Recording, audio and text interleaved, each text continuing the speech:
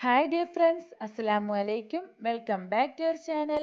ഞാൻ ഇന്ന് വന്നിട്ടുള്ളത് ഒരു കാലത്ത് നമ്മളുടെ പൂന്തോട്ടങ്ങളിലൊക്കെ വിവിധ നിറത്തിലുള്ള പൂക്കളൊക്കെ ആയിട്ട് വളരെ സൗന്ദര്യം വിടർത്തി നിന്നിരുന്ന ഒരു പ്ലാന്റ് യൂഫോർബിയെ പറ്റി പറയാനാണ് കേട്ടോ.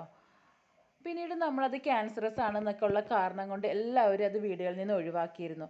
ആക്ച്വലി അത് ക്യാൻസറസ് ആണോ, അത് നമ്മുടെ വീടുകളിൽ വളർത്താൻ പറ്റുമോ, അവിടെ പ്രൊപ്പഗേഷൻ എങ്ങനെയാണ്, കെയറിങ് എങ്ങനെയാണ്, പിന്നെ എൻ്റെ കയ്യിലുള്ള കുറച്ച് യൂഫോർബിയുടെ കളക്ഷൻ എന്നിവയൊക്കെയാണ് ഇന്നത്തെ വീഡിയോയിൽ ഉൾപ്പെടുത്തിയിട്ടുള്ളത്.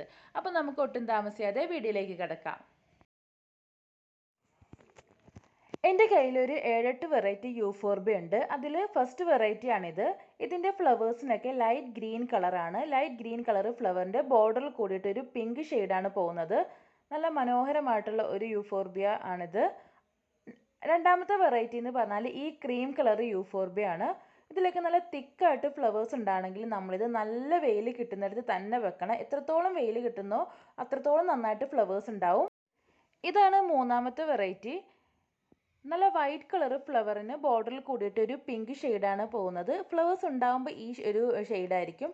കുറച്ച് നാൾ കഴിയുമ്പോഴത്തേക്കിനും ഈ ഫ്ലവർ ഒരു ലൈറ്റ് പിങ്ക് ഷെയ്ഡാവും ഫുള്ളായിട്ട്. ഇത് നല്ല മനോഹരമായിട്ടുള്ളൊരു യൂഫോർബിയ ആണ്. ഇനി അടുത്തത് ഒരു ഡാർക്ക് പിങ്ക് കളറിലുള്ളൊരു യൂഫോർബിയ ആണ്. അതാണ് നാലാമത്തെ വെറൈറ്റി.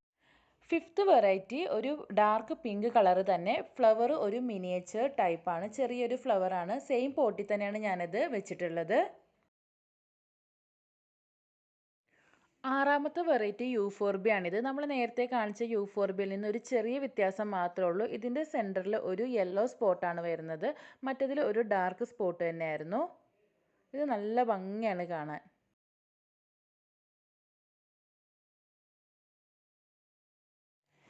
ഇതാണ് ഏഴാമത്തെ വെറൈറ്റി. ഇതിൻ്റെ ഫ്ലവറും ഒരു മിനിയേച്ചർ ടൈപ്പാണ്, കൂടാതെ വെരിഗേറ്റഡും ആണ്. ഒരു ലൈറ്റ് പിങ്കും ക്രീമും കൂടെ ചേർന്നൊരു ഷെയ്ഡാണ് ഇതിന് വരുന്നത്.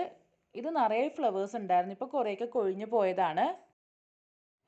ഇതാണ് എട്ടാമത്തെ വെറൈറ്റി. ഇതൊരു ലൈറ്റ് പിങ്ക് കളറായിട്ടാണ് വരുന്നത്. ഇത് നല്ല തിക്കായിട്ട് നിറയെ ഫ്ലവേഴ്സൊക്കെ ഉണ്ടാകുന്ന സാധാരണയായിട്ട് എല്ലാ വീട്ടിലും കണ്ടുവരുന്ന ഒരു യൂഫോർബിയ ആണിത്.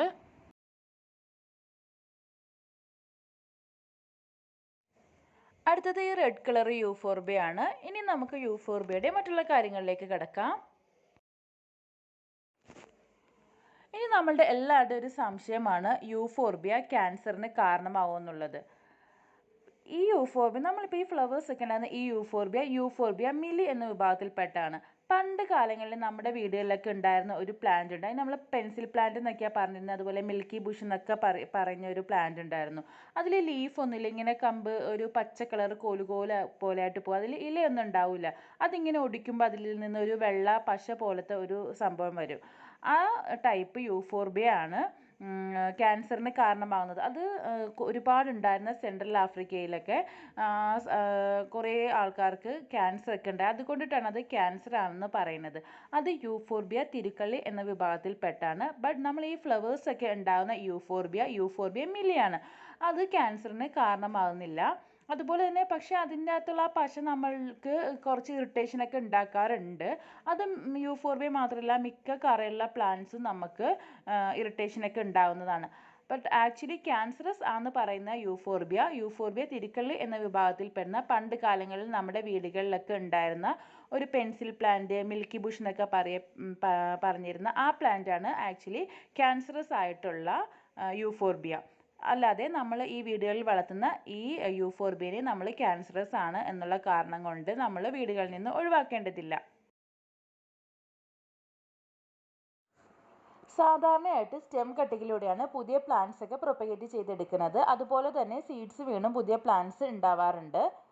അതുപോലെ തന്നെ ഇതിൽ കൂടുതൽ ഫ്ലവേഴ്സ് ഉണ്ടാകാൻ വേണ്ടിയിട്ട് നമ്മളിത് നല്ല വെയിലുള്ള സ്ഥലത്താണ് വെക്കേണ്ടത്. നല്ല വെയിലുള്ള സ്ഥലത്ത് വെച്ചാൽ തന്നെ നന്നായിട്ട് ഫ്ലവേഴ്സൊക്കെ ഉണ്ടാകുന്നതാണ്. അതുപോലെ തന്നെ ഓരോ തവണ ഫ്ലവേഴ്സ് ഉണ്ടായി കഴിയുമ്പോഴും പ്ലാന്റ് ഒന്ന് പ്രൂൺ ചെയ്ത് കൊടുത്താൽ അടുത്ത പ്രാവശ്യം നിറയെ പൂക്കൾ ഉണ്ടാകുന്നതാണ്. ഇനി ഇതിൻ്റെ കെയറിംഗ് എന്ന് വെച്ചാൽ അധികം വെള്ളം ആവശ്യമില്ലാത്ത ഒരു പ്ലാന്റാണ് യൂഫോർബിയ. വെള്ളം അധികമായി പോയാൽ പ്ലാന്റ് ചീഞ്ഞു പോകാൻ ചാൻസ് ഉണ്ട്. നമുക്ക് 2-3 ദിവസം കൂടുമ്പം വെള്ളം നനച്ചു കൊടുത്താലും മതി. മഴയൊക്കെയുള്ള സമയത്ത് മഴയത്തു നിന്ന് മാറ്റി വെള്ളം അധികം വീഴാത്തടുത്ത് വെക്കുന്നതാണ് നല്ലത്. അതുപോലെ തന്നെ നമ്മൾ ഇതിൻ്റെ ഫെർട്ടിലൈസേഷൻ എന്ന് പറഞ്ഞാൽ വർഷത്തിൽ ഒരു തവണ മാത്രം നമുക്ക് ഫെർട്ടിലൈസ് ചെയ്താൽ മതി. മണ്ണൊക്കെ നന്നായിട്ട് ഇളക്കി കൊടുത്ത ശേഷം അതിൽ എല്ലുപൊടിയോ ചാണകപ്പൊടിയോ ആഡ് ചെയ്തിട്ട് മിക്സ് ചെയ്താൽ മതി. അല്ലാണ്ട് പ്രത്യേകിച്ച് ഫെർട്ടിലൈസറിൻ്റെ ഒന്നും ആവശ്യമില്ല യൂഫോർബിയയ്ക്ക്. അപ്പോൾ ഇതൊക്കെയാണ് യൂഫോർബിയനെ പറ്റിയിട്ടുള്ള കുറച്ച് കാര്യങ്ങളൊക്കെ. എല്ലാവർക്കും അപ്പോൾ ഇന്നത്തെ വീഡിയോ ഇഷ്ടമായെന്ന് കരുതുന്നു. ഇഷ്ടമാകുവാണെങ്കിൽ ലൈക്ക് ചെയ്യാനും ഷെയർ ചെയ്യാനും സബ്സ്ക്രൈബ് ചെയ്യാനും മറക്കരുത് കേട്ടോ. Thank you for watching. Bye bye.